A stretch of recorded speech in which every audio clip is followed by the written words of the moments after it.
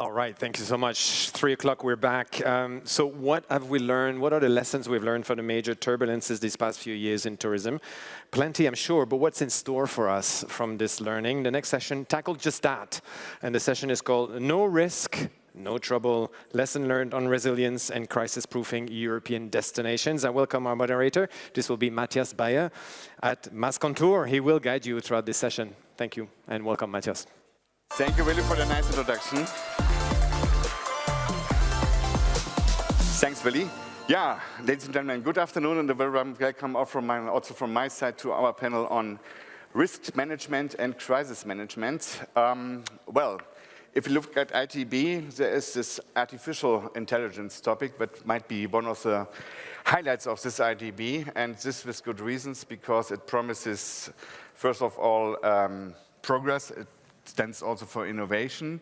But nevertheless, we still do not yet know the risk of AI. In contrast, if we look at our human intelligence, we already know what are our weaknesses, what are our shortcomings, and what are the risks. And if we are honest with ourselves, we should be honest with ourselves in a way that we know, obviously, that we are facing a lot of risk, and actually we are causing also a lot of risk in the past. And this is because we were not able to be honest in a way that we try to be enabled to be risky and not to be risky, and actually, sorry, I missed a minute, that we actually, as a result, created our own risk against our better judgment, because the majority of the risk that we are facing in tourism are actually human-made. And the big question for now is, how do we actually handle this? How we can actually deal with this risk? How can we prevent? How can we mitigate? How can we manage this risk? That's the big question for now. And this with the same brains, with the same human intelligence that actually caused all these problems. So it's a challenge. But the good thing is that actually we have an increasing awareness among the tourism sector, among the tourism stakeholders. And as a proof, we can say a lot of people are here with us. Thank you for this. So there is awareness, not only on behalf of the tourism sector, also on behalf of the policymakers. And here I would like to welcome and also to introduce my first speaker, Marlene Barthez. Please join me on the stage. Marlene, you are policy officer at the European Commission, or more precisely, I have to read this, at the European Commission's Directorate General for Internal Market, Industry, Entrepreneurship and SMEs. So it's good to have you with us. So you will give us a short introduction on the perception, on the view of the European Commission on risk management in tourism. So we are looking forward to hearing your input. I hand over to you. Great. Thank you. Good afternoon. Warm welcome also from my side on behalf of the European Commission. I'm very happy to be here. I don't have much time, but I thought I would quickly recall the strategic importance of tourism in the EU, and also briefly maybe explain the background of a study that we're currently carrying out, which will be the focus also of the discussion on crisis management and governance. Okay. We all know that tourism is more than just spending a night somewhere. The tourism ecosystem actually is an industrial ecosystem that bridges many economic sectors, as you well know. So we're talking transportation, we're talking accommodation, food services, but also entertainment, culture, sports, I mean, you name it. It means that we have a very big contribution, economic contribution at EU level in 2022. The tourism sector counted for 19.2 million jobs and 3.5 million enterprises, so it's quite substantial. But unfortunately, the tourism ecosystem is also very sensitive to disruptions, as we have seen with the COVID-19 pandemic, but also more recently with the war in Ukraine, and more generally with climate change. I mean, probably you'll remember the fires that we had over the last summers. So when COVID hit, actually, we were all kind of taken by surprise. Here on the slide, you see that actually the tourism ecosystem was the industrial ecosystem in the EU that was the hardest hit by COVID. I mean, you see the red line all the way down, that's tourism, which rebounded a bit, and then, you know, Omicron appeared, and we went back to square one. So some destinations, some businesses have managed to adapt, were more resilient by changing their services, by maybe adapting to new target audiences, but still overall 2 out of 3 tourism jobs were impacted by COVID-19. Now what we have done at the EU level, together with member states, is that we've tried to help the sector bounce back. I'm thinking notably of the recovery and resilience plans, so funding for the tourism sector that national authorities were implementing, but I'm also thinking of the Reopen EU platform that was launched by the Commission, the digital COVID certificate, which I'm sure most of you have probably used at some point to be able to travel, so that has really developed into a global standard used in many countries around the world. I'm happy to say that it's not all gloom and doom. Based on latest statistics, actually 2023 shows that we are recovering. We're recovering well. Actually 2023 is a record year because we have reached, in terms of nights spent in tourist accommodations, we have reached 3 billion. So actually we are surpassing 2019 pre-pandemic levels. So that's, I think, a very good sign. I'm also happy to say that Europe has remained in 2023 the #1 world destination. So that's also, I think, a very positive outlook. However, some countries in Europe still struggle more than others to recover from the crisis, notably those countries bordering Russia and Ukraine. So I think it shows, it highlights that the tourism ecosystem, even though it has a strong recovery potential, it is still very fragile. Now, what we have done at the European Commission level is that we have prepared or published the so-called transition pathway for tourism. Some of you might have heard about it. If not, I'm happy to briefly explain. But basically, this is our strategic framework to help the tourism ecosystem transition towards a greener, more digital, and more resilient future. So we haven't come up with this document by ourselves in the European Commission. We actually developed it together with stakeholders. We had hundreds of stakeholders contributing to the process and now also helping us implement it. And actually, one of the key issues highlighted by stakeholders while we were developing this document was resilience, the need for more resilience and the need to be able to learn from governance models in countries, in destinations that had proven more resistant or more efficient in crisis situations. Now, with the support of the European Parliament, we have launched a study to develop crisis management and governance in EU destinations.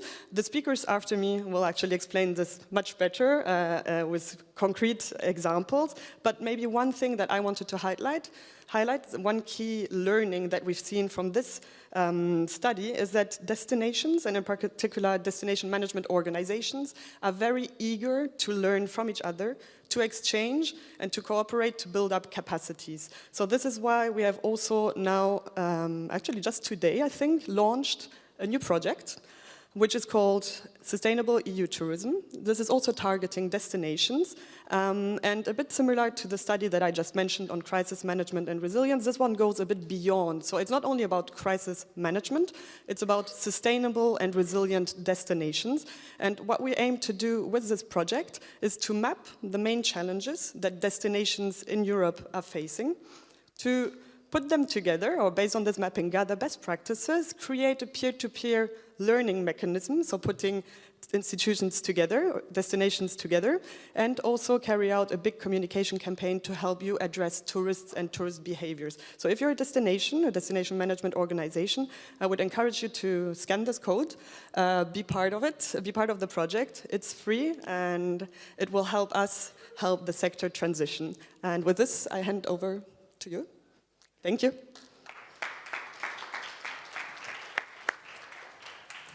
Thank you very much, Marlene. Yeah, you already mentioned this study, this project on risk management and governance in tourism. And this project was actually under the responsibility of Deloitte. And therefore, I'm very happy to introduce my next key speaker, Luis Fernandes Silva. He is senior consultant at Deloitte in Portugal.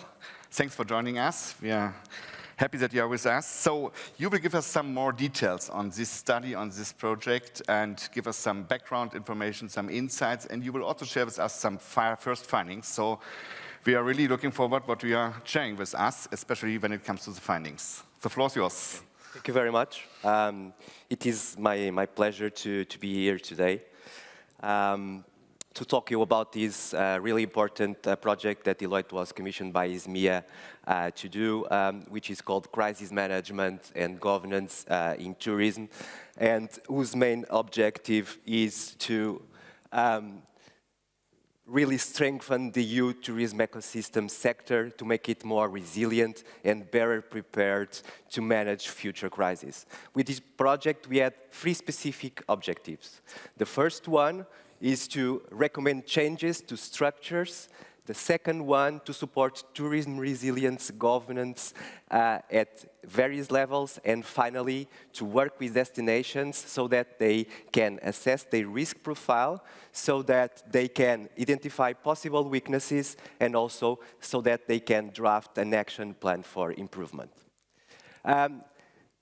These objectives were able to be achieved through a project structured in 3 different stages. So this is already an ongoing project. The first stage is already concluded. This was a stage where we look at the impact that different crisis events had on the ecosystem, which enabled us to identify the vulnerabilities of the tourism ecosystem, also to understand really what were the important factors of governance and how it can be better complemented with crisis management mechanisms.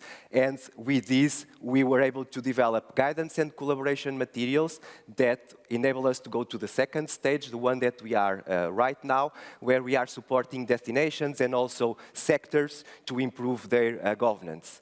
After these 2 stages, we'll be launching best practices and learning materials that will be published and made available to all tourism destinations and sectors. So I will concentrate my presentation in giving you an overview of the stage that we are right now, and also to give you after some details and some initial findings. So our project was launched the second stage, and with the help of a group of top-notch tourism experts, some of them here today, we were able to support destinations and sectors, so 55 service beneficiaries, 50 destinations and 5 cross-professional associations to build better resilience. They were from it was a very diverse group of service beneficiaries, so it was service beneficiaries from 22 different countries and with responsibilities that vary from national tourism authorities to destination management organizations at regional and local levels and industry associations. This was also a key factor for us, which allowed us to have a broad view and a broad picture over the tourism ecosystem and to really look into different vulnerabilities and different methods and mechanisms that work for these destinations. So I will share some initial insights and I will focus on 3 different topics. So the first one, what were the risks that were of most concern to tourism destinations? The second one, it's what was their crisis management situational assessment? And finally, considering that they are developing action plans for improvement, what kind of actions are they aiming to implement? So going into the first topic, our analysis shows that risks are very context-specific, and it really depends on the type of the destination, the profile of the organization, so risks vary very much. For example, southern European destinations are more concerned with risks related with natural crisis, while Eastern geographies are more concerned with geopolitical risks. Nevertheless, we were able to find, let's say, the top 4 most important risks for tourism destinations and sectors, which were first climate change. As we know, tourism is a very climate-sensitive sector, and its natural resources are key. So climate can really influence, for example, the quality of the snow, the quality of the water. It can really influence the length and quality of seasons, which all of them are really important factors for destination choice and for tourism spending. The second one, it was the geopolitical risks, as I just mentioned, more of concern to Eastern destinations, as they already are seeing the impact of the geopolitical tensions right now. The third one, the lack of skilled workforce. So demand for tourism workers, it's really growing in the last years, and it has been difficult to close this gap. This is something, it's also a very important factor, as it can also really influence the quality of tourism services. And finally, as digitalization is growing, it's also growing the awareness that destinations, that tourism businesses have regarding cyber attacks, which ultimately can paralyze sectors or destinations. So our second topic, it was the crisis management situational assessment. So we were able to collect the following findings. So destinations are really finding as strengths. The first one is the intrinsic resilience of the sector. So they have been impacted by many crises in the past, and they were able to resist and always bounce back, which is something that is really connected with my second item, which is they have a very strong value proposition with unparalleled natural, cultural, and historical assets, which enables them to keep the competitive advantage.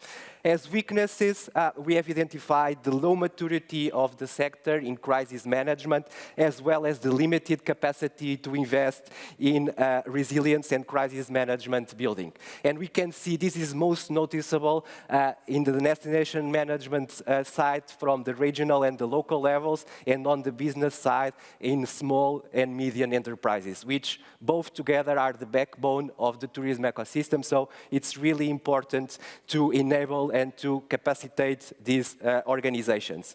As opportunities, we have digitalization and sustainability. So digitalization is improving efficiency. The fact that we have now tools to have better data and to analyze it, it's really something important to predict crises and to better navigate it from them, as well as sustainability. As sustainability from the economical, social, environmental sustainability really naturally improves resilience of destinations and businesses. And finally, as threats, the vulnerability of the sector to different crisis events, as we've just talked. So it's a sector that it's very, very fragile when it comes to crisis events, and also the changes in consumer behavior, which can ultimately affect demand for tourism destinations.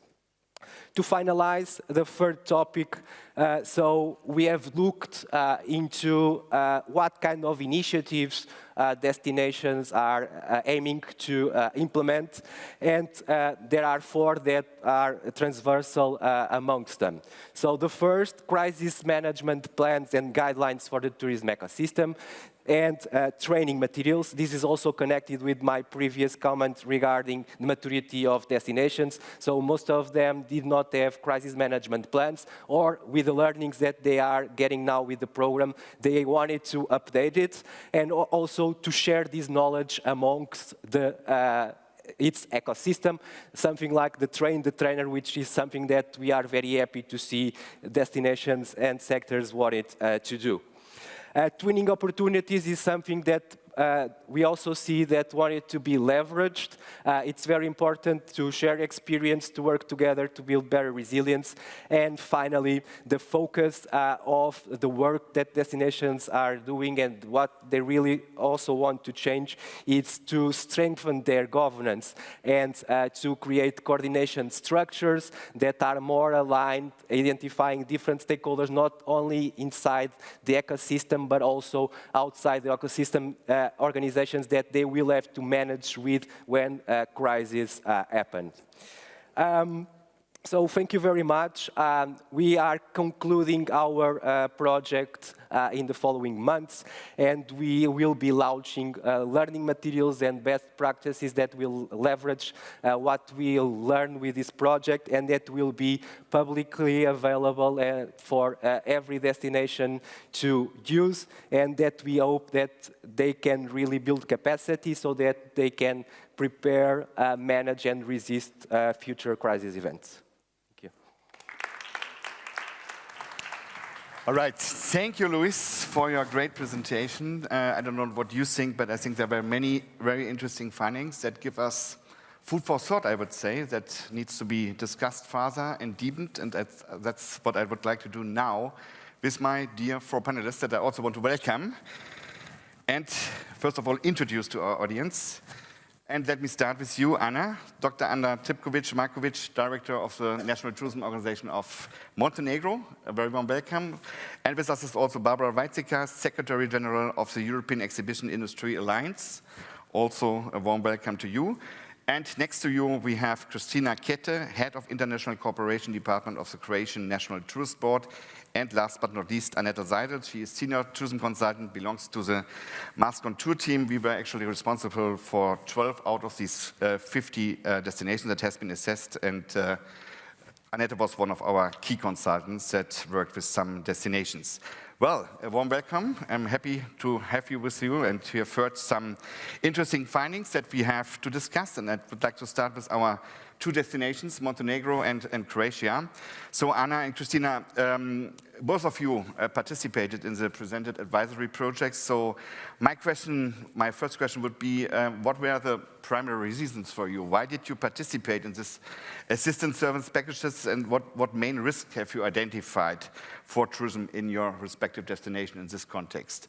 Maybe Anna, may I ask you to start? Thank you, Matthias. Thank you for the invitation.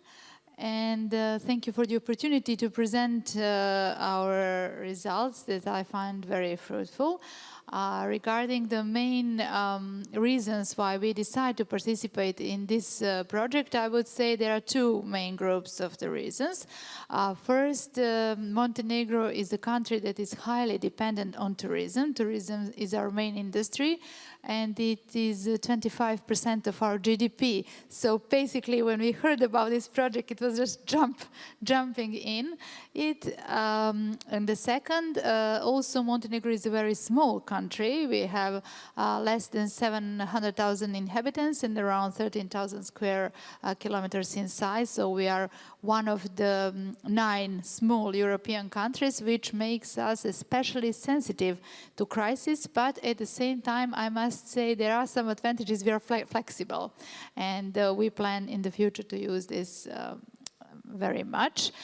The second group of reason is something that has already been brought as an issue, is to learn from the others. We see this project as a very valuable platform to see what the other countries are doing, to see whether we can have some great idea from them, and to benchmark where we stand in the terms of the others.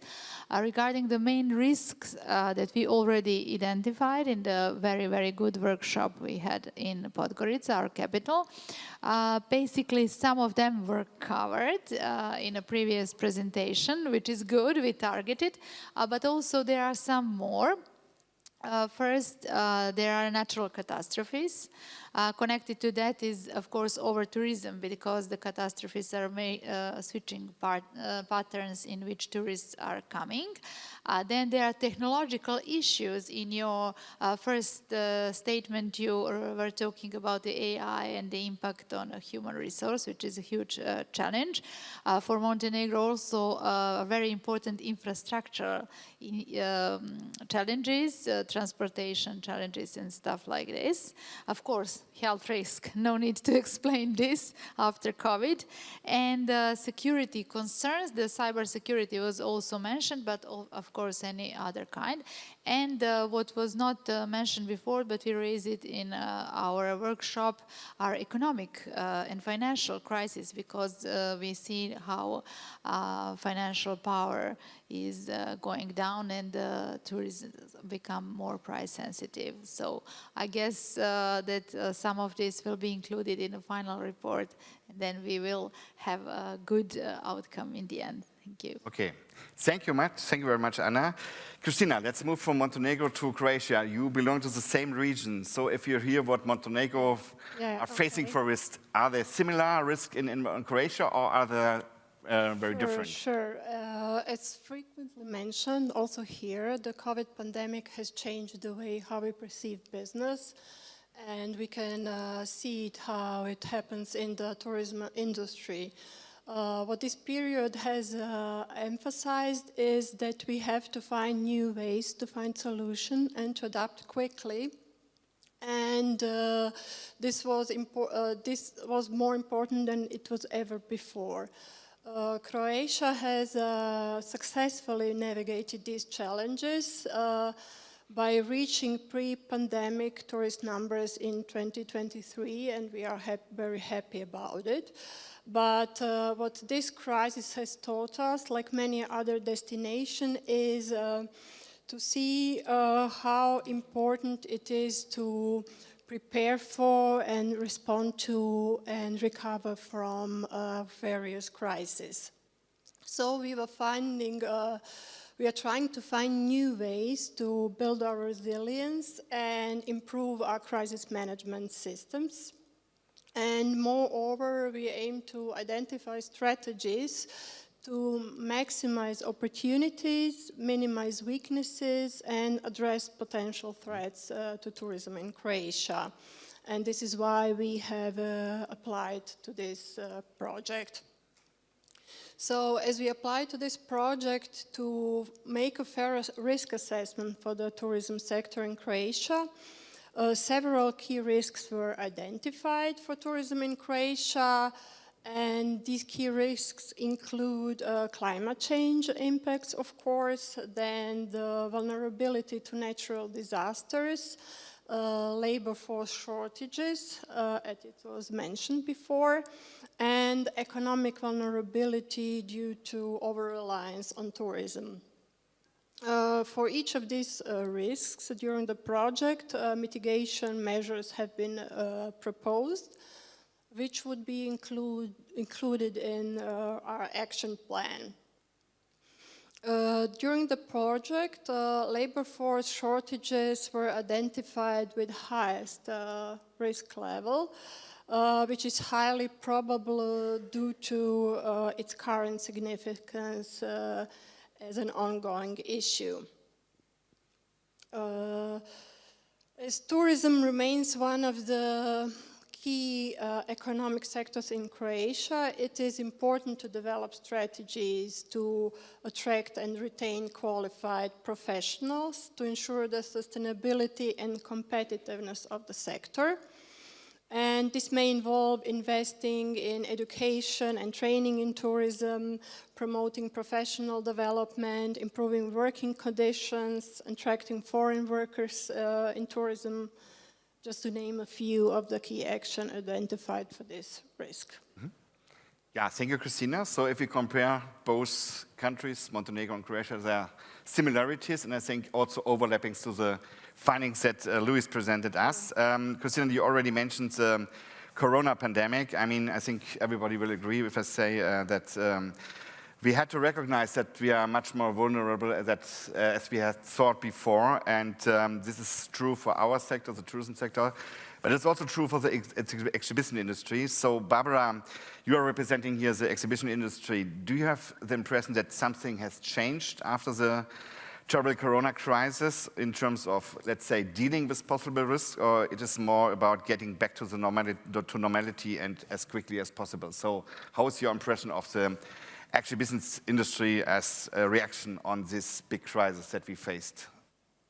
So once we could open again, of course, everyone was super keen to meet face-to-face again. This is our industry, you can imagine, and I suppose that you ran to the first shows that there were to also start recovering with your exhibition or with your businesses.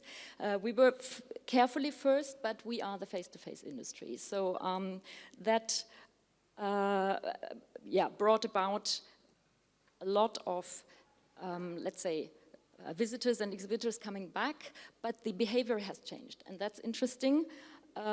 So in principle, we can say that now we have less exhibitors and less attendees, but the customer satisfaction is higher. That's quite interesting because less people come for less days, the stands are a little bit smaller,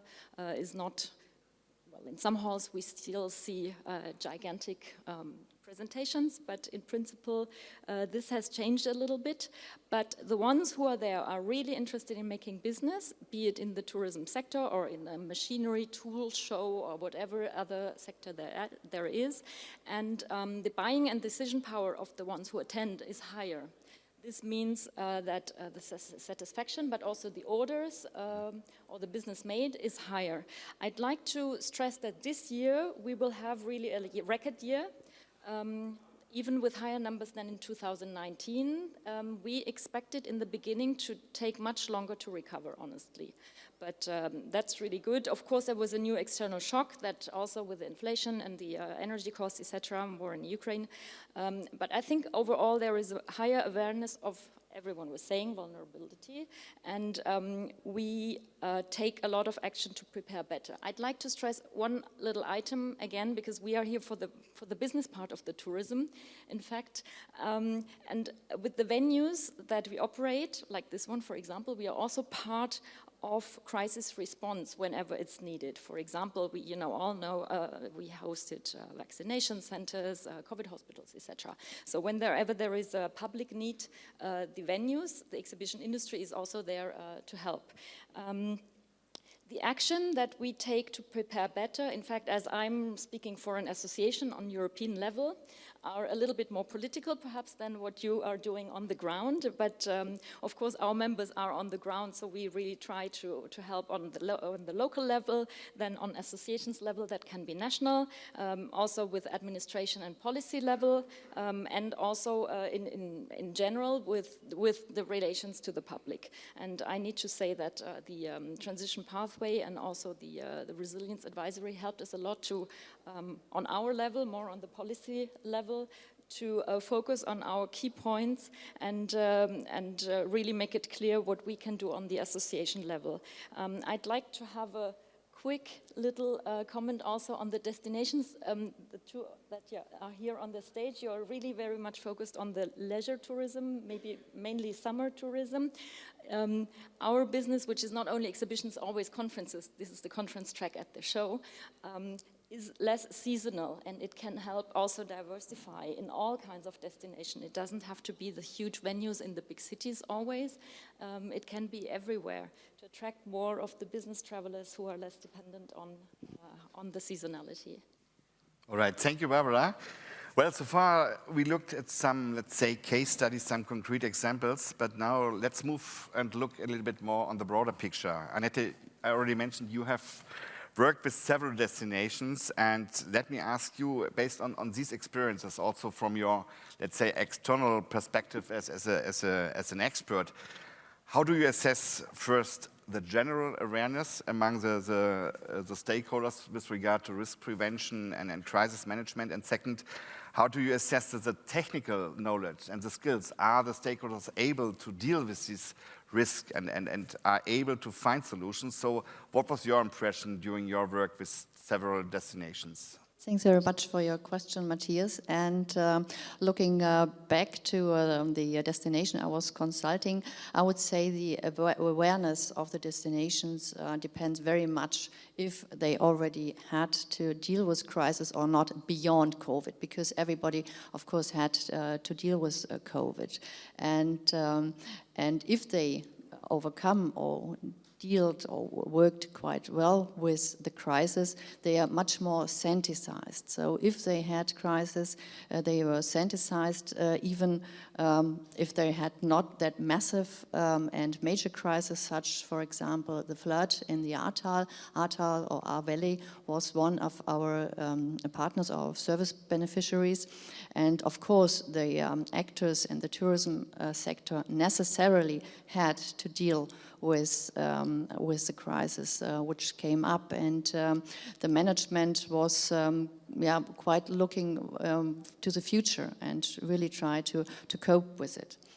But of course, other crises, as they were mentioned before, like labor shortage or of course the heat problems in summer, also lead to different awareness, not just the extreme crisis. So we have very, very different types of crisis, as Louise mentioned before. But dealing with crisis sometimes only first starts when the crisis had already come.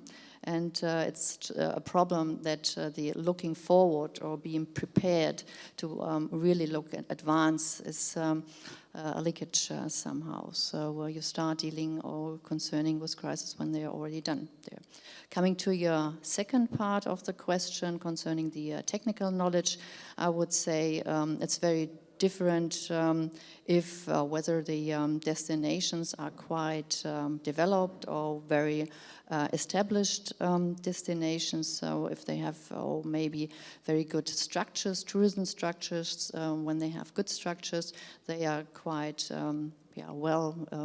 have a lot of skills they can use or methodologies and other analysis tools they can use, and destinations where we're not that established or have not that strong structures, it's much more, or they have many more problems to try to work with a crisis or even set up a crisis management plan.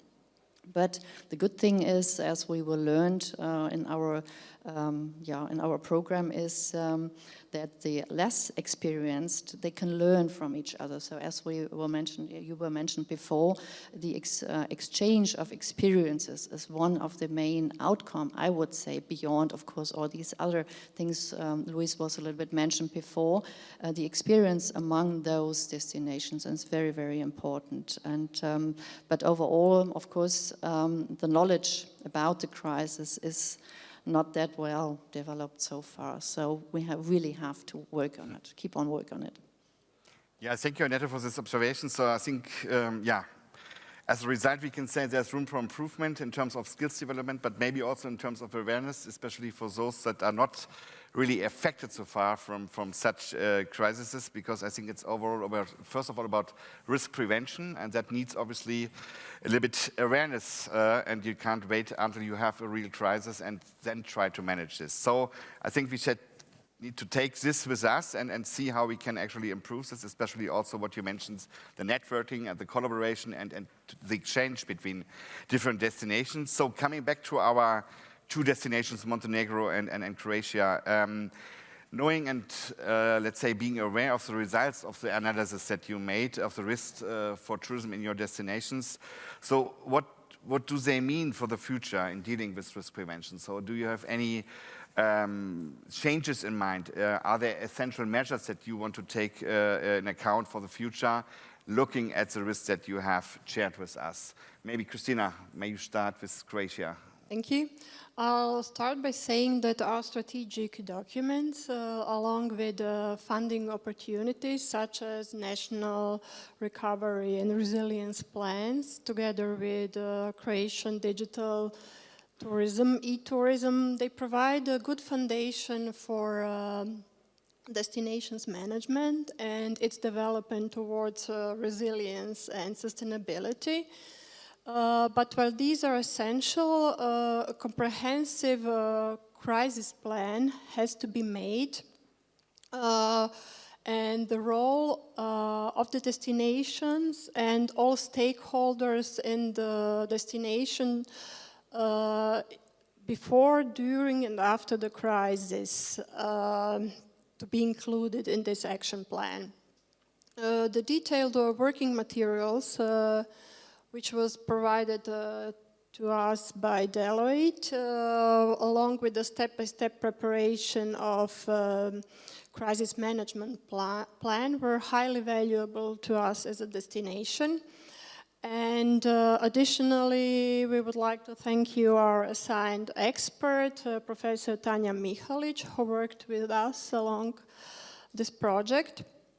As part of the project, initiatives have been outlined for creation of tourism, focusing on proactive risk management and crisis preparedness for Croatia's tourism sector. These initiatives include improving risk assessment, strengthening collaboration among stakeholders, prioritizing financial resources, conducting public awareness campaigns, improving communication protocols, and of course investing in risk infrastructure. What these measures aim is to ensure the safety, security, and sustainability of Croatia's tourism industry amidst various potential threats for the destination, and are a basis for a crisis management plan to be prepared. In addition to these insights gained from our risk assessment and knowledge about the step-by-step procedure, a key takeaway for us from this project is the importance of networking, as we said before, and exchanging best practices and knowledge, as we are doing today. So we think that this collaborative approach will make us, as management, more aware and constructive in dealing with whatever the future holds. So I think a long path is before us to do so. Thank you, Christina. I immediately move forward to Anna. So how do you see it from the Montenegrin perspective? First of all, I'm happy to say that Montenegro last year fully recovered. Not only just recovered, but in terms of overnights, we overpassed 2019. We did this by basically two groups of measures. One is diversifying our source market, which is much easier when you are small and flexible. This is one of the advantages. And second, with a set of incentive measures, exactly what you mentioned, to diversify tourism product with some things that can bring tourism throughout the year, and also to bring it to the places and venues that are not fully developed. But I see these measures more as ad hoc measures, something that you know, fire, you have a fire and you need something to put down the fires quickly. But in the future, in the perspective, what would be, in my opinion, needed is a comprehensive crisis management strategy. And I see our workshop as a very, very good starting point and analysis, the baseline for exactly this kind of document that we, in my opinion, need to have.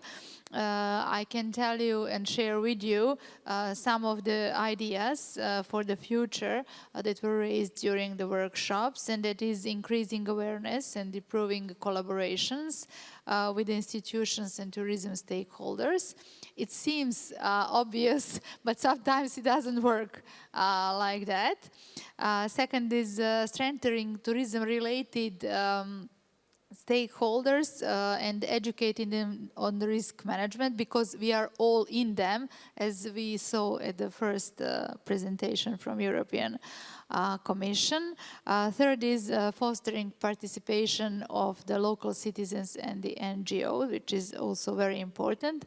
And as our colleague from Croatia told us, also to strengthening capabilities to receive more international funds regarding this issue, and finally developing a set of KPIs which would enable us to measure where we stand in the terms of crisis. This is something that we would definitely need for the strategy. Okay, thanks, Anna.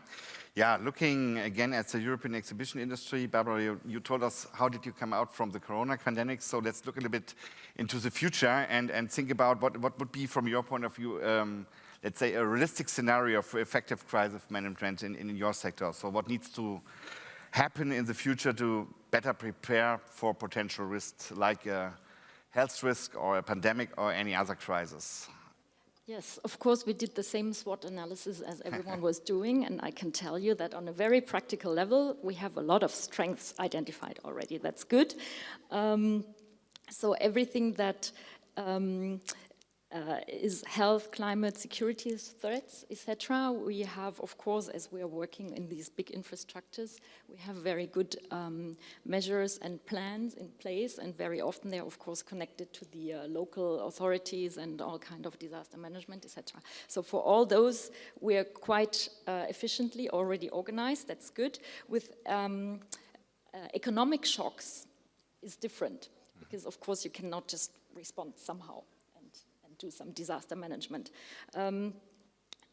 Then, of course, we also checked internal processes. We have good ones in place on association level, and it's trickling down, and it comes from bottom up, etc. So that's also nice. And of course, what we have is close contacts with authorities on all levels. As we are already also, let's say, in Brussels, we're doing advocacy, and we work very closely with the European Commission on all kinds of levels in this field. Of course, we are also in close contacts with the travel and hotels and restaurant and local transport, etc. The entire value chain. That's quite interesting and very important, because our main aim is never to close again our activity. Whatever the disaster will be, we just don't want to close our platforms, because we are not only part of the business of the tourism industry. We are platforms for businesses, for all ecosystems, for all sectors, and business should go on. I mean, we cannot have a situation as we had. So what do we have? We have risks that we cannot really control. We also have, like everyone else, the labor and the skills shortage. Of course, we are already investing a lot in training, etc. We are working with the mobility and the transport. If we have an interruption like we'll be having tomorrow, is of course very catastrophic, and there is relatively little we can do. However, we have to deal with it, and of course, also the organizers here are in close contact will at least inform and help mitigate. What is quite interesting, we have a new barometer from the International Association, and especially in Europe, the companies in our sector, they say internal management challenges are also a very high, maybe not a risk, but a challenge for them. And this goes together with some items that we can address actively, because of course we want to get into the doing. Digital and AI is one of that could help to be a little bit more efficient in the sales or in the marketing, etc. But we have two big topics, like everyone has them, is sustainability.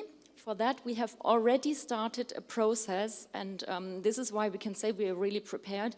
It has started at the COP in Glasgow, and we call it the Net Zero Carbon Events. It's an initiative that's really driven by the industry itself, and we have developed first, of course, an assessment of everything, but then guides to get started, roadmaps, etc. for all items: venue, energy, measuring, reporting, catering, food waste, you name it, everything that is coming with a big organization like this one. And it was also a little bit to anticipate and to incentivize everyone to get started and to work together, as you were saying, working together, exchanging in a framework, but it was totally self-organized. And that's nice because now we can even be faster than legislation that's coming from the EU. There is quite a lot of legislation which is coming in parallel and is not exactly streamlined and is becoming very complicated, especially for SMEs. But we are there, and this is something that is going to continue.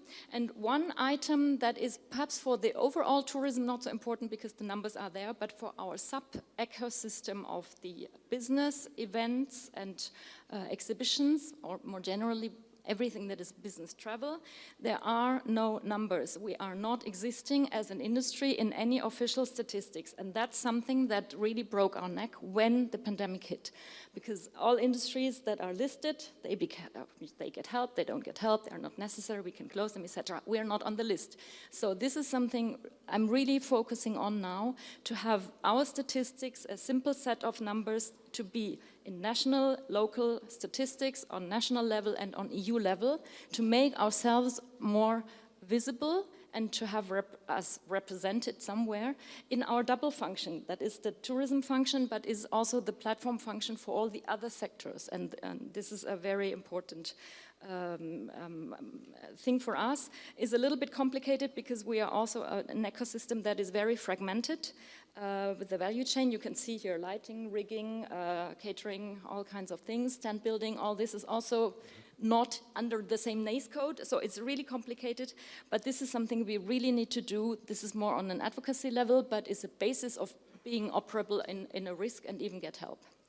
Thank you. Right, thank you so much so far for your contributions. I think we have a few minutes left, and this is what I'd like to use actually to bring in our audience. I have 2-3 questions that came via Slido, interesting questions. First of all, somebody's asking, did the study consider slow onset disaster like running out of the water? A rarity of some destinations now, that's the comment. And the second question, does anyone have ideas of resilience to that risk? Maybe the first question, Luis, can you answer? The question was, did the study consider slow onset disaster like running out of water? Was that an issue for you, or I think it was more general? General, so that's something that was not mentioned on the preliminary results that we've covered. We have studied several different types of crisis events. That could be one of them, but we haven't specifically touched base. Okay. And any idea from your overall experience as Deloitte to deal with this risk? Is there any answer from your side spontaneously? We can see that technology it's helping, and that we can see that there are already some technologies that are taking sea water and transforming it into drinkable water, and it's something that can really help the sector. Actually, in Portugal, we are following very close one of the destinations, which is Algarve, which they have a huge problem with water, with lack of water actually, and that they are already putting forward a lot of actions to within actually with the tourism ecosystem to limit the usage of water, also to work with tourists to also involve them in this process of creating sustainability for the sector that can help to achieve better results and have this problem a little bit more solved. All right, thank you, Luis. There's another question. I think we still have some time, which is also interesting. That's coming back to my panelist. The question is how to bring back human resources to work in the tourism sector following a crisis like a terrorist attack or a pandemic. Also, the sector is very fragile and not stable. I think a very important topic for both sectors at the end of the day. Who feels comfortable to give an answer spontaneously? I know it's not easy to answer, but maybe you have some preliminary thoughts on that, how to bring back our employees after a crisis situation.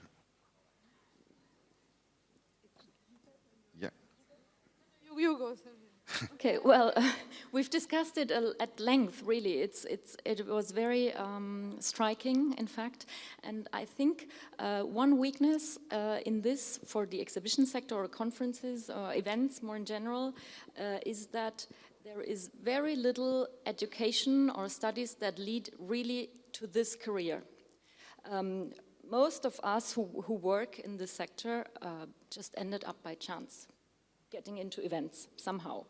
And this, of course, needs to be addressed in a more systematic way. And we are working on having better relations with universities, with the dual and vocational education that exists in some countries, but can be also transported into other countries. There is a lot of initiatives for additional qualification and training, but this needs to be multiplied and just raise people's awareness also of the beauty of our industry. Those who like face-to-face and really dealing with people are the ones who work in this industry. The conditions need to be adapted, of course, to Gen Z requests. Can we do it? For the moment, we have financial constraints. That's a little bit of a problem. We know what we need to do, but we cannot really invest as much as we would need to. And salaries in this economic crunch is also, there is just little margin. So it remains something to be solved. Okay. Well, what would I want to say is exactly in line with Europe for a destination, especially a small destination like Montenegro with so little number of inhabitants. It's very difficult. Croatia is much better, and they already had some steps in that direction. But basically, it comes to this. Our task is to enable tourism industry to have a bigger turnover and to have enough financial to provide a sustainable first education, as I said, and then the workflows normally goes. Yeah. Thank you. Yeah, sorry, Annette.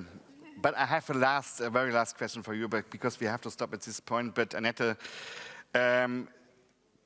what is your key message actually to our audience if you look at risk management and crisis management? So what is the essential point where also other destinations has to start with? Maybe you can give us a short answer on that before we close our session. Sure, short answer. It's not only one key message. So I'd like to emphasize that forward-looking action is really required because further crisis will certainly come our way, not only tomorrow with the ban.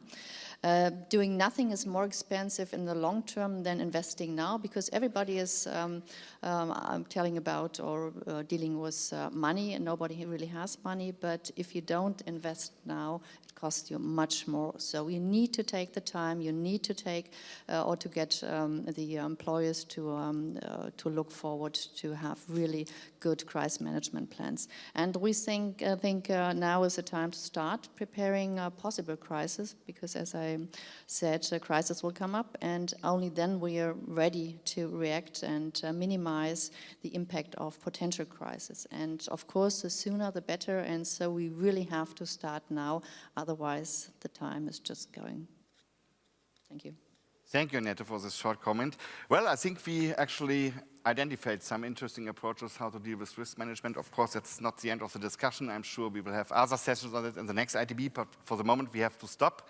So thank you very much for your valuable contributions to my panelists. Also, thanks for the contributions of the speakers. Thanks to the audience for your questions and your attention. And herewith, I would like to, your applause. I would like to hand over to Willi, who gives us an outlook for the next session, I guess. Yeah, thank you so much. This is great. Time for a break. You get 45 seconds. Come back because we have high-level ministers panel coming up. 45 seconds. Time for a video, and then we'll be right back. Thank you so much. Thank you.